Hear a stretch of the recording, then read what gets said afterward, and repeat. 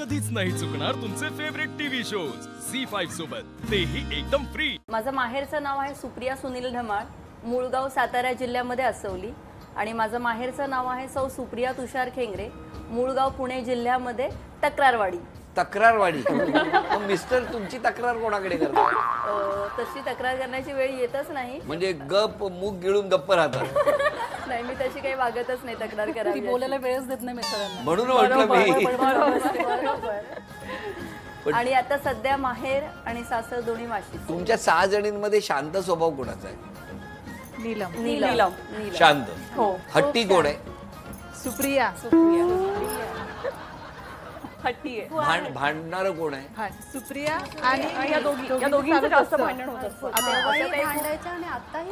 नाही, म्हणूनच मगाशी मी विचारलं यांचे मिस्टर काय करतात, बाकी कोणी बोललं नाही, मला कधी ड्रायफ्रूट दिली नाही असं त्या लगेच बोलल्या, कारण की त्या दोघींची जास्त भांडण होतं। शाळेत पण असंच व्हायचं।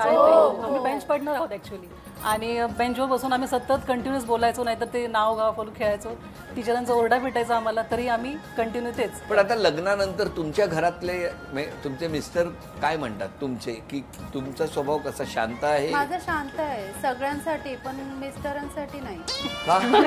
हा, मी सगळ्यांशी म्हणजे भांडणार नाही किंवा उलट बोलणार नाही, पण मिस्टरांचं आणि माझं वाचतं। का ते वाचतं? काय माहिती नाही। तुमच्याकडे काय हो? नाही, आमचं मी शांत आहे, माझे मिस्टरही शांत आहे, म्हणजे भांडण होतच नाही जास्त, दोघेही ते जे म्हणेल ते मी हो एक म्हणते। काजूचा डबा घेऊन बसतात, एक बदामाचा, हा दोघेही ड्राय। पण तुमचं लग्न कसं झालं? माझं लग्न माझी चुलत आत्या, तिच्या म्हणजे तिला माहिती पडलं का सुतारांचा मुलगा आहे, मुलगी शोधतोय, त्याला रंदा मारायची आवश्यकता आहे। बरं, तर आत्या माझी चुलत आत्या मग भावाची मुलगी आहे, आता करायचंय म्हणजे झाले वयामध्ये आले, तर तिने सुचवलं आई वडिलांना।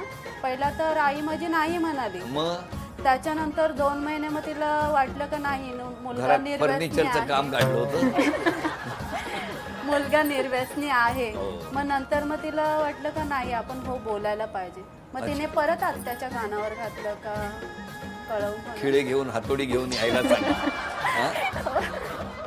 तुमचं लग्न कसं? माझं लवकम अरेंज आहे। लवकम असं काय? म्हणजे सगळ्या संमतीने केलं? नाही, केलं नंतर, पण आधी तुम्ही ठरवलं ना? हो, आधी आम्ही ठरवलं। कुठे?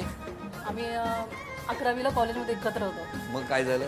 तेव्हा फक्त फ्रेंडशिप होती आमची, नंतर मग असं फर्स्ट क्लास म्हणतात ना तशा टाईप झालं, म्हणजे मला ते आवडू लागले होते। अच्छा। आणि मी त्यांना विचारलं तर तेव्हा ते नाही म्हणले होते, त्यानंतर पुन्हा आम्ही 13वी 14वी कॉलेज चेंज केलं, दुसऱ्या कॉलेजमध्ये, तेव्हा काही कॉन्टॅक्ट नव्हती 5-6 वर्ष, त्यानंतर पुन्हा आमची भेट झाली, अचानक अशी भेट झाली, मग पुन्हा फ्रेंडशिप, पुन्हा भेटलो, बोललो, आणि नंतर असं वाटलं की चला आता आपण सोबत राहू शकतो। पण ते हो का म्हणाले? आणि हो कोणीच नाही म्हटलं नाही पुन्हा, पण डायरेक्टली असं आलो एकत्र पुन्हा, आणि मग घरच्यांना विचारलं, माझ्या घरच्यांना, त्यांना होकार घेऊन झी5 ॲप डाउनलोड करा आणि पहा सर्व एपिसोड्स एकदम फ्री।